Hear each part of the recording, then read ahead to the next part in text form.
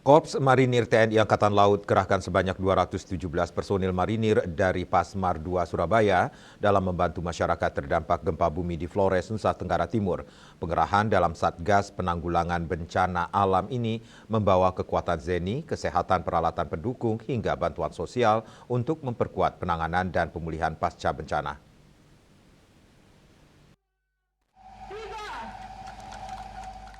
Gempa bumi berkekuatan magnitudo 7,7 mengguncang wilayah Flores pada Sabtu, 15 Agustus 2026, pukul 04.58 WIB, berpusat sekitar 30 km timur Laut Bay, Nagekeo, dengan kedalaman 15 km, menjadi perhatian semua kalangan. Merespon kondisi tersebut, Panglima Korps Marinir Pangkormar Letnan Jenderal TNI Mar Endi Supardi mengerahkan pasukan untuk membantu masyarakat di wilayah terdampak.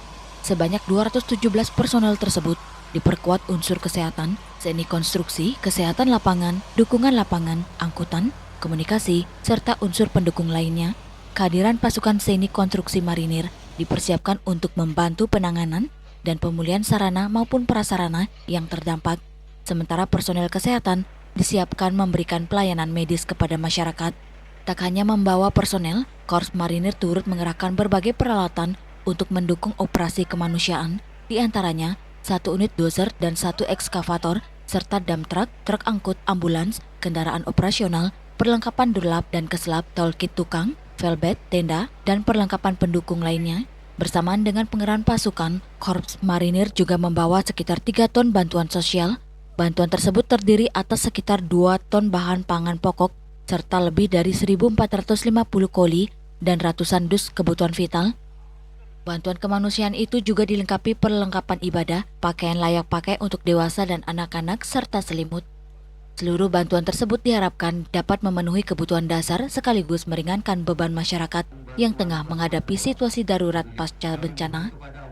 Pangkormar menegaskan kehadiran prajurit marinir di Flores bukan sekedar menjalankan tugas, tetapi merupakan bentuk kepedulian terhadap masyarakat yang membutuhkan pertolongan. Assalamualaikum warahmatullahi wabarakatuh. Atas nama keluarga besar Korps Marinir TNI Angkatan Laut, saya Panglima Korps Marinir menyampaikan keprihatinan dan duka yang mendalam atas musibah gempa bumi berkekuatan 7,7 skala Richter yang melanda Flores ataupun NTT. Kami memahami bahwa saudara-saudara kita yang terdampak membutuhkan bantuan, membutuhkan perlindungan, dan juga membutuhkan dukungan untuk bangkit dari musibah ini.